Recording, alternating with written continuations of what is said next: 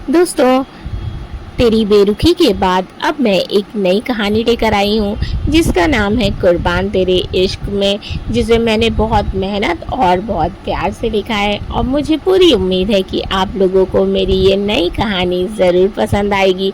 तो चलिए कहानी को स्टार्ट करते हैं। रुद्राक्ष शेखावत इंडिया का नंबर 1 बिजनेसमैन, जिसके बिजनेस के चर्चे सिर्फ एशिया में ही नहीं पूरी दुनिया में फैले हुए थे। गोरा रंग, भूरी आंखें, जिसमें हर वक्त सिर्फ गुस्सा ही नजर आता था, खड़ी तीखी नाक, सेट की हुई फ्रेंच बियर्ड, पतले होठ जिससे सामने वाले के लिए बस नफरत भरे शब्द ही निकलते थे। सिर्फ अपनी जान से प्यारी दादी माँ और अपने बचपन के दोस्त कार्तिक को छोड़कर। लेकिन कभी कभी बेचारा कार्तिक भी उसके गुस्से का शिकार हो जाता था। रुद्र एक लंबी चौड़ी बड़ी दिलकश पर्सनैलिटी का मालिक था, जिसे देखकर कोई भी अपना दिल हार बैठे। और ये मस्कुलर बॉडी और पर्सनैलिटी रुद्र ने दिन रात जिम में पसीना बहाकर बड़ी मेहनत से बनाई थी। लेकिन इसकी ज़िंदगी उतनी ही सूनी और बिखरी हुई थी। वो ऑफिस के लिए तैयार होकर आता है और ब्रेकफास्ट के लिए बैठ जाता है। उसकी सुर्ख आंखें और पथरीला चेहरा देखकर शारदा जी के दिल में एक दर्द सा उठता है।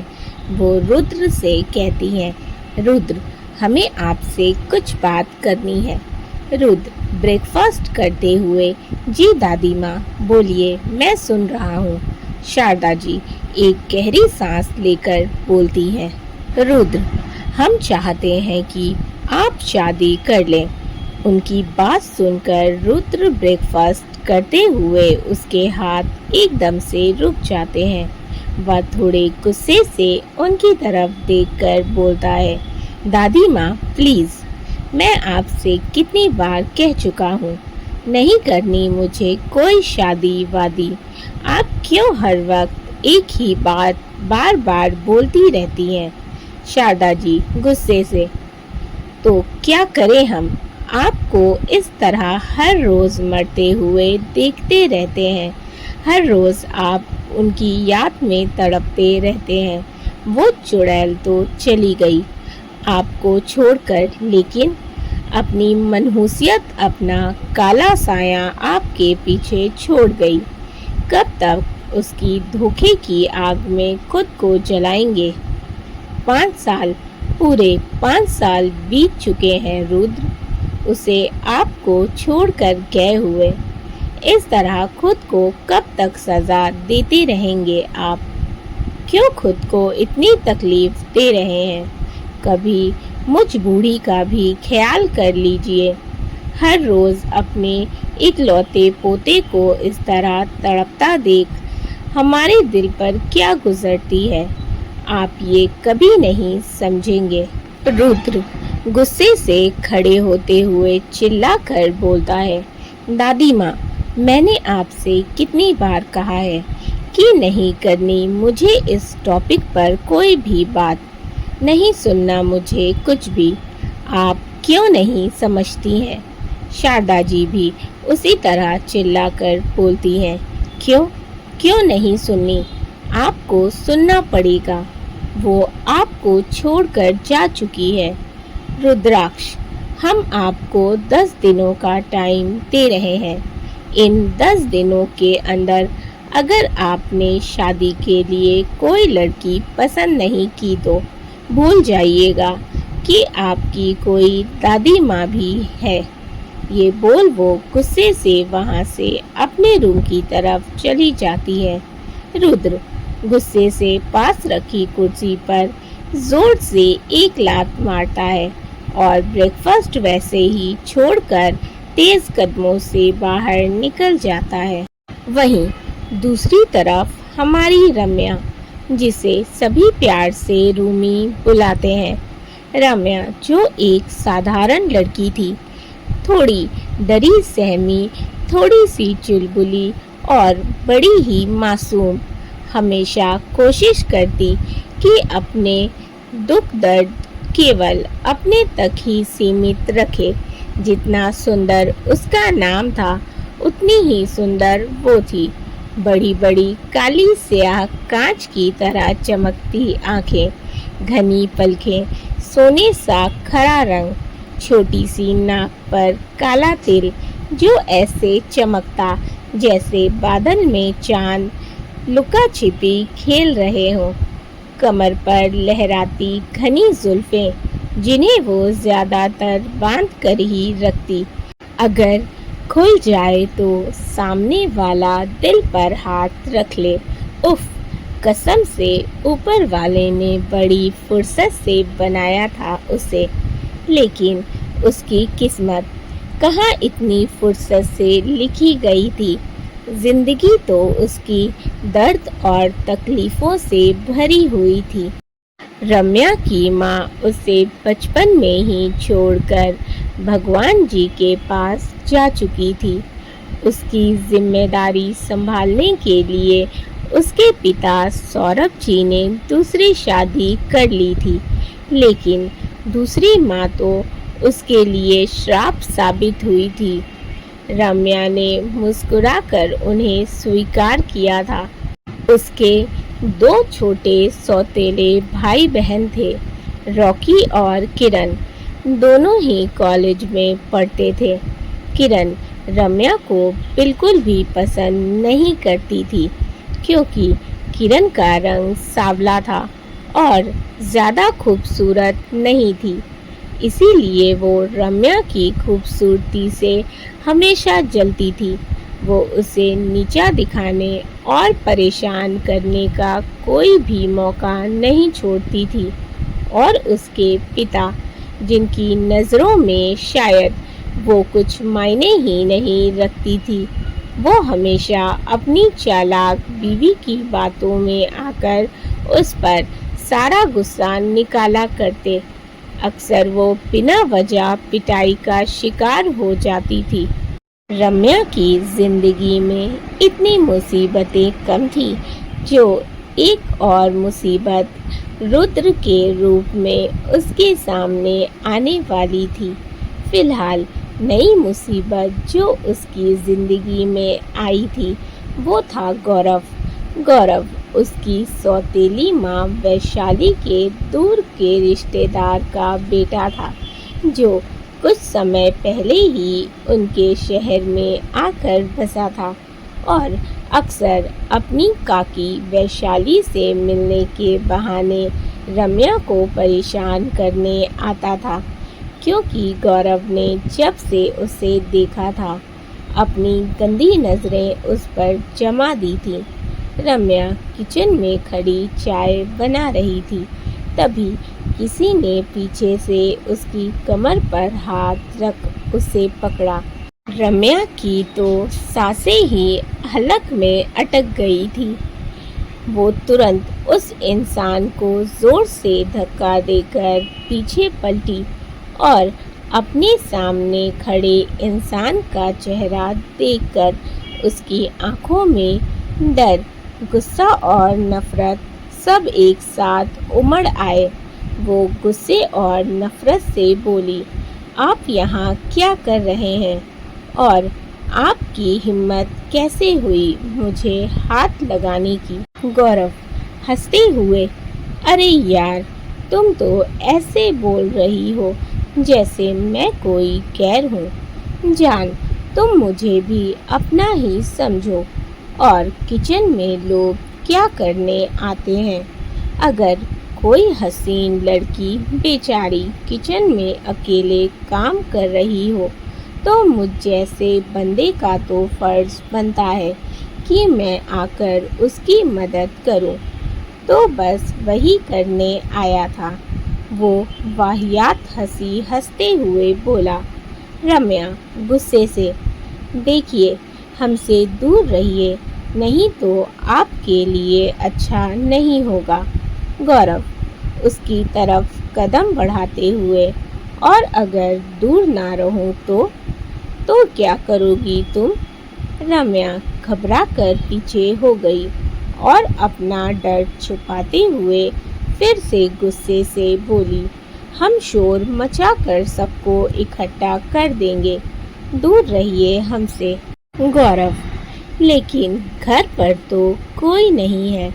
हाँ, बस काकी जी हैं, लेकिन वो तो तुम्हारी सौतेली माँ है और वो तो खुद चाहती हैं कि तुम जल्दी से जल्दी अपना ये मनहूस साया लेकर यहाँ से निकल जाओ।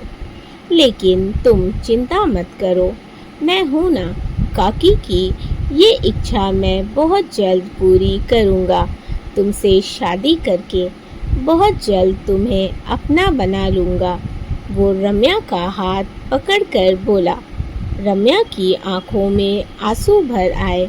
वो गुस्से और नफरत से बोली, हाथ छोड़ो हमारा।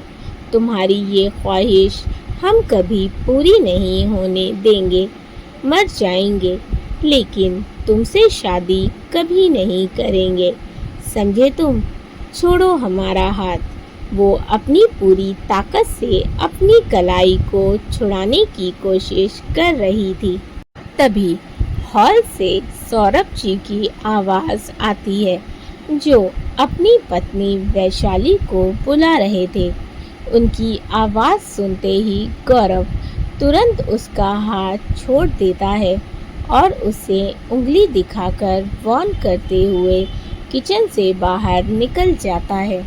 रम्या तुरंत अपनी कलाई देखती है, जिस पर लाल निशान पड़ गए थे। उसकी आंखों से आंसू बहने लगते हैं। वो तुरंत ही रोते हुए अपने रूम में आ जाती है और अपनी माँ की तस्वीर के सामने बैठकर जोर जोर से रोने लगती है। इधर रुद्र ऑफिस आ जाता है, लेकिन उसका गुस्सा अभी भी शांत नहीं हुआ था। वो अपनी कोई फाइल ढूंढने लगता है, लेकिन वो उसे नहीं मिलती। तब उसका गुस्सा 7वें आसमान पर पहुंच जाता है। रुद्र गुस्से से पूरा केबिन तहस नहस कर देता है। सारी फाइल्स इधर उधर पड़ी थी, पन्ने फर्श पर बिखरे हुए थे। रुद्र ने सारा केबिन पूरी तरह से बिखेर दिया था। वो गुस्से से पियोन को आवाज़ देता है। पियून डरते हुए केबिन में आता है और वहाँ की हालत देखकर घबरा जाता है, क्योंकि वह समझ चुका था कि रुद्र इस समय काफ़ी गुस्से में है और अब उसकी खैर नहीं। पूरे ऑफिस में रुद्र के गुस्से से सब डरते थे और प्रे करते थे कि बॉस के गुस्से का शिकार ना हो, वरना वो पक्का अपनी जॉब से हाथ धो बैठेंगे। रुद्र गुस्से से दहाड़ते हुए बोलता है, मिस्टर सक्सेना के नए प्रोजेक्ट की फाइल कहाँ है? पियून के तो शब्द ही उसके हलक में अटक गए थे।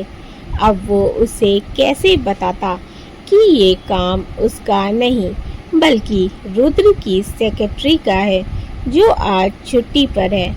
तभी केबिन में कार्तिक आता है और केबिन की हालत देखकर वो एक बार फिर नामे सिर हिला देता है, क्योंकि ये उसके लिए कुछ नया नहीं था।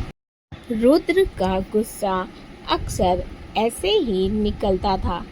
या तो वो एम्प्लॉयज़ को फायर कर देता, या फिर अपने अच्छे खासे केबिन का हुलिया बिगाड़ देता। कार्तिक रुद्र को पियून पर चिल्लाते हुए देखता है तो उन दोनों के बीच आ जाता है और पियून को बाहर जाने का इशारा करता है। पियून चुपचाप सर झुकाए कार्तिक को ढेर सारी दुआ देते हुए बाहर चला जाता है, क्योंकि कार्तिक ने उसकी नौकरी जाने से जो बचा ली थी।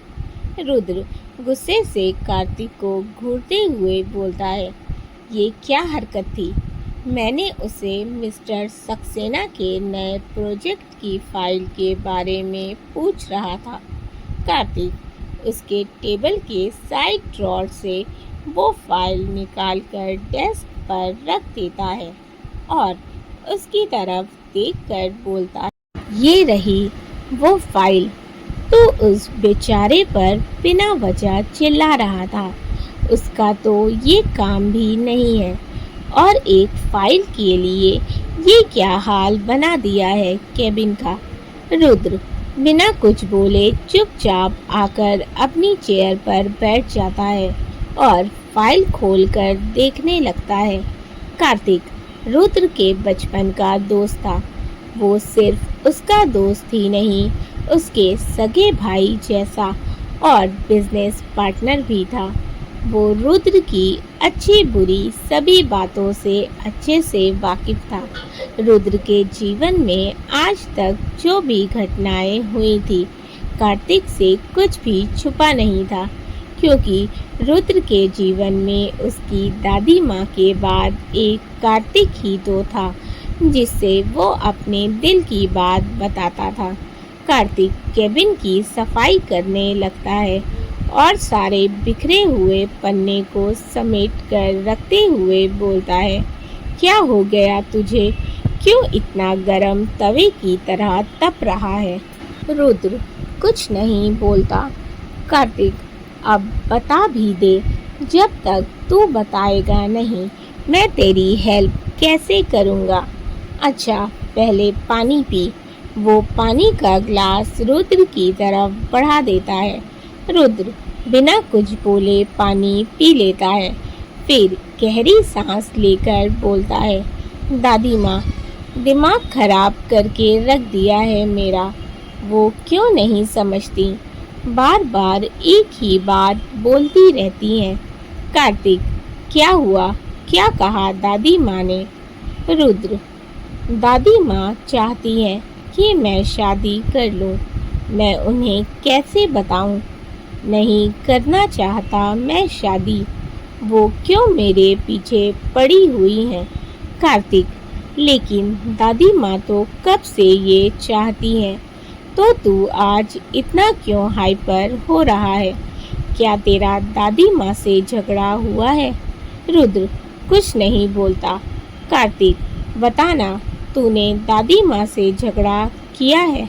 रुद्र हाँ, क्योंकि उनकी शर्त है कि मैं 10 दिन के अंदर किसी लड़की को पसंद करके उससे शादी कर लूं, वरना मैं भूल जाऊं कि कभी मेरी कोई दादी माँ थी। कार्तिक हैरानी से क्या दादी माँ ने ऐसा कहा? रुद्र हाँ, वरना वो घर छोड़कर चली जाएंगी। तो ही बता ये कैसी शर्त है? उन्हें पता है कि उनके और तेरे अलावा मेरा कोई नहीं है। मैं नहीं रह सकता उनके बिना। उसकी आंखों में दर्द की लकीरें उभर आती हैं जिन्हें कार्तिक महसूस कर सकता था। रुद्र आगे बोलता है, लेकिन मैं शादी भी नहीं करना चाहता, क्योंकि सारी लड़कियां धोखेबाज होती हैं। सबके सब सिर्फ पैसों से ही मतलब रखती हैं। उसकी बातों में गुस्सा और नफरत साफ झलक रही थी। कार्तिक देख, मैं मानता हूँ तेरी बात, लेकिन एक बार दादी माँ का भी तो ख्याल कर। जिस उम्र में तुझे उन्हें सुकून देना चाहिए, उस उम्र में तू उन्हें क्या दे रहा है? चिंता और तकलीफ। अपने हंसते खेलते पोते को इस तरह पत्थर बना देखकर वो कैसे जी रही हैं? तेरा हर समय काम में डूबे रहना, टाइम पर कुछ ना खाना पीना, पूरा पूरा दिन ऑफिस में बिता देना, देर रात घर आना और अपने बीती बातों को याद करके पूरी रात आंखों में ही करवट काट देना। तूने खुद को मशीन बना लिया है रुद्र। जिंदगी में खुशियाँ आने का सारा रास्ता तूने बंद कर दिया है, लेकिन ऐसे तो जिंदगी नहीं कटेगी मेरे भाई। तू उनकी बात का ही मान रख ले।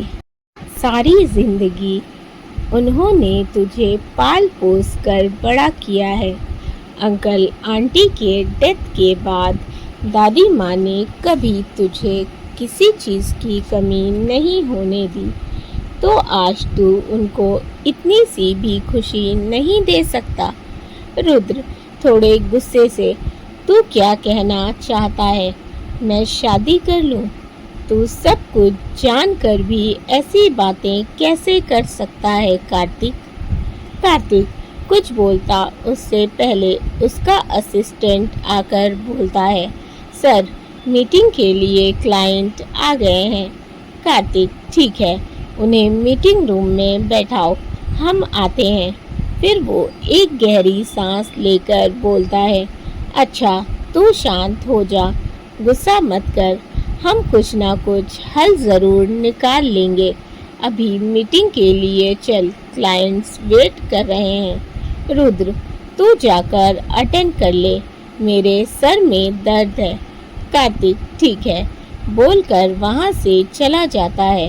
रुद्र अपनी आंखें बंद कर चेयर पर पीछे की तरफ सिर टिका लेता है और किसी सोच में गुम हो जाता है। इधर रम्या जो रूम में रो रही थी, बाहर से आ रही आवाज़ें सुनकर अपने आंसू पोंछती है और रूम से बाहर आकर देखती है सौरभ जी काफ़ी गुस्से में लग रहे थे और सभी पर चिल्ला रहे थे। रॉकी और किरण भी कॉलेज से आ चुके थे। तभी वैशाली की नज़र उस पर जाती है तो वो उसका हाथ पकड़कर बीच में लेकर आती है और उस पर चिल्लाते हुए बोलती है, देख तेरी मनहूसियत ने क्या किया, हर बार अपनी मनहूस शक्ल क्यों दिखाती है। रम्या की आंखें नम हो जाती है। वो नम आंखों से उन्हें देखकर बोली, छोटी माँ हमने कुछ नहीं किया। वैशाली अगर तूने कुछ नहीं किया तो फिर इनकी नौकरी कैसे गई? वो सौरभ जी की तरफ इशारा करके बोली। रम्या हैरानी से, क्या पापा आपकी नौकरी चली गई? लेकिन आप तो कई सालों से वहाँ काम कर रहे थे ना। किरण तेरी वजह से तो पापा की नौकरी गई है। सुबह सुबह तूने ही अपना मनहूस चेहरा दिखाया होगा पापा को और उन्हें जॉब से निकाल दिया गया। किरण जोर से बोलती है ताकि सौरभ जी उसकी बात सुने और रम्या पर अपना सारा गुस्सा निकालें, और ऐसा ही होता भी है। सौरभ जी गुस्से से रम्या पर चिल्लाते हुए बोलते हैं, सही कहा किरण ने, सब तेरी वजह से ही हुआ है। मनहूस है तू, पहले अपनी माँ को खा गई, घर का चैन सुकून खा गई और अब मेरी नौकरी खा गई। अब पैसे कहाँ से आएंगे इतनी जल्दी? तो मुझे नौकरी भी नहीं मिलेगी, घर का खर्च कैसे चलेगा? किरण और रॉकी के कॉलेज की फीस भी जमा करनी है और मुझ पर तो लोन भी चढ़ा हुआ है, कैसे उतरेगा वो सब, कैसे होगा? वो अपना सर पकड़कर बैठ जाते हैं। वैशाली अजी आप चिंता क्यों कर रहे हैं, हो जाएगा सब, ये सब इसकी वजह से हुआ है तो यही सब ठीक करेगी। वो रम्या को देखकर बोली, रम्या छोटी माँ हम क्या करेंगे, लेकिन हमने तो कुछ नहीं किया। वैशाली क्यों? तेरी दादी की वजह से हमने तेरी पढ़ाई पर इतने पैसे खर्च किए, वो कब काम आएंगे? रम्या लेकिन हम तो स्कॉलरशिप से पढ़े हैं। वैशाली अच्छा, तो तू कहना चाहती है कि हमने तेरी पढ़ाई पर कोई खर्चा नहीं किया? रम्या बेचारी कुछ नहीं बोल पाती। वैशाली कान खोलकर सुन ले, रूमी की बच्ची, अपनी सारी डिग्रियां समेट ले, अब से तू जॉब पर जाएगी, समझी? रॉकी ढूंढ, बहुत खा लिया इसने मुफ्त की रोटी, उनकी बातें सुन जहां रम्या का दिल भर आया था, वहीं रॉकी और किरण एक दूसरे को देखकर मुस्कुरा रहे थे। रात को रॉकी रम्या को बताता है कि कल उसे एक मल्टीनेशनल कंपनी में इंटरव्यू के लिए जाना है, तो अपने सारे डॉक्यूमेंट समेट के रख ले। अगले दिन रम्या जल्दी जल्दी सारे काम निपटाती है, फिर तैयार होकर अपना सीवी लेकर इंटरव्यू के लिए निकल जाती है। वो रास्ते में अपने बचपन की दोस्त कुसुम को कॉल करती है। कुसुम उसके बचपन की दोस्त थी। दोनों बचपन से ही साथ में पली बढ़ी थी। उनका घर भी कुछ ज़्यादा दूरी पर नहीं था। वैसे तो दोनों ने स्कूलिंग साथ साथ किया था, लेकिन कॉलेज टाइम में दोनों अलग हो गई थी, क्योंकि कुसुम को डॉक्टर बनना था, इसलिए उसने मेडिकल फील्ड चूज़ किया। लेकिन फिर भी दोनों एक दूसरे से बिल्कुल भी अलग नहीं थी और दोनों की दोस्ती में कोई अंतर नहीं आया था। कुसुम एक हॉस्पिटल में जॉब करती थी, वहीं रम्या घर में रहती। ऐसा नहीं था कि वह जॉब नहीं कर सकती थी या उसे जॉब करना पसंद नहीं था। पहले वैशाली के विचार कुछ अलग थे। वो उसे घर से बाहर भी नहीं निकलने देती थी, लेकिन जब मुसीबत सर पर आन खड़ी थी तो वो उसे ही आगे कर रही थी। पैसे कमाने के लिए रम्या फोन को देखकर मन में बोली, कुसु तू हमारा कॉल क्यों नहीं उठा रही? पता नहीं हम कैसे इंटरव्यू देंगे, हमें जॉब मिलेगी भी या नहीं। अगर हमें जॉब नहीं मिली तो छोटी माँ हमारा क्या हाल करेगी? रिक्शे वाला उसे बताता है कि उसकी मंजिल आ गई है। तब रम्या नीचे उतरती है और उसे पैसे देकर अपने सामने बनी इस बड़ी सी बिल्डिंग को देखने लगती है, जिस पर बड़े बड़े अक्षरों में शेखावत इंडस्ट्रीज लिखा हुआ था। दोस्तों, आई होप कि आप लोगों को मेरी ये नई स्टोरी भी अच्छी लगे। कहानी पसंद आई हो तो वीडियो को ज़रूर लाइक कर दीजिएगा। चैनल को अभी तक सब्सक्राइब नहीं किया है तो जल्दी से कर लें। अपने फीडबैक मुझे ज़रूर दें। कहानी को खूब सारा प्यार दें। मेरी दूसरी स्टोरीज़ को भी ज़रूर पढ़ें। इस तरह से प्यार बनाए रखें। Thank you for watching.